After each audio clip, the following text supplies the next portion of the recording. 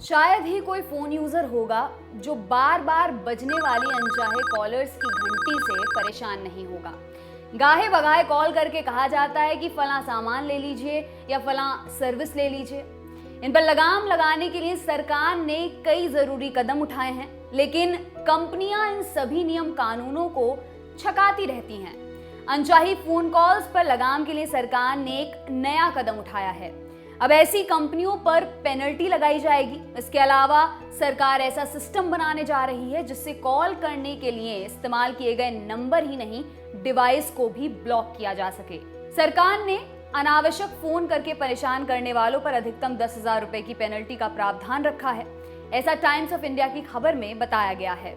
अक्सर देखने में आता है कि कंज्यूमर ने डू नॉट डिस्टर्ब का ऑप्शन चुन रखा है, फिर भी प्रमोशनल कॉल्स और मैसेजेस लगातार आते रहते हैं। अब इस पर सख्ती बढ़ाई गई है। अगर कोई रजिस्टर्ड टेलीमार्केटिंग कंपनी नियम तोड़ती है तो उसे हर बार की गलती पर 1,000 रुपए भरने होंगे। अगर किसी केस में ऐसा 3 महीने तक चलता है या 1 महीने में 50 से ज्यादा कॉल्स होती हैं तो पेनल्टी 10,000 रुपए तक हो सकती है। इसके साथ ही नंबर को भी डिस्कनेक्ट किया जाएगा। आजकल हम अक्सर ही फोन से होने वाले फ्रॉड के किस्से सुनते हैं। कभी मैसेज करके फुसलाया जाता है तो कभी फोन करके पर्सनल जानकारियां ले ली जाती हैं। इसके बाद काम तमाम। इस ठगी से निपटने के लिए टेलीकॉम डिपार्टमेंट ने 2 नए स्पेशल विंग बनाए हैं। इनमें से एक है डिजिटल इंटेलिजेंस यूनिट और दूसरी telecom analysis for fraud management and consumer protection.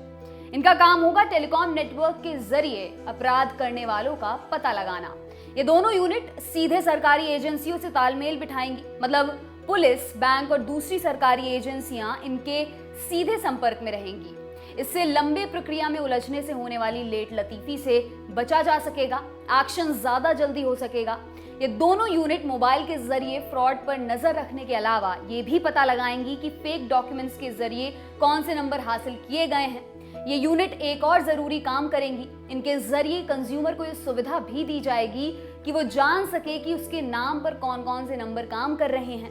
अगर कंज्यूमर किसी नंबर को ये कहकर रिपोर्ट करता है कि ये उसका नहीं है तो उस नंबर पर एक्शन भी लिया जाएगा। अगर आप प्रमोशनल एसएमएस से तंग आ चुके हैं तो 1909 पर स्टॉप और उस कंपनी का नाम लिखें जहां से मैसेज आ रहे हैं। इसके बाद उस कंपनी से होने वाली हर तरह की प्रमोशनल एक्टिविटी आपके लिए बंद हो जाएगी। हालांकि ट्रांजैक्शन संबंधी मैसेज मिलते रहेंगे। मिसाल के तौर पर अगर कोई बैंक आपको दिन भर में ढेरों मैसेज भेजता है तो स्टॉप सर्विस लेने के बाद ये मैसेज बंद हो जाएंगे, लेकिन इसके बाद भी बैंक में पैसे निकालने और जमा करने जैसे जरूरी मैसेज आते रहेंगे। आपके लिए खबर लिखी है हमारे साथी अमित ने। मेरा नाम है दिव्यांशी। देखते रहिए दी लल्लन टॉप। शुक्रिया।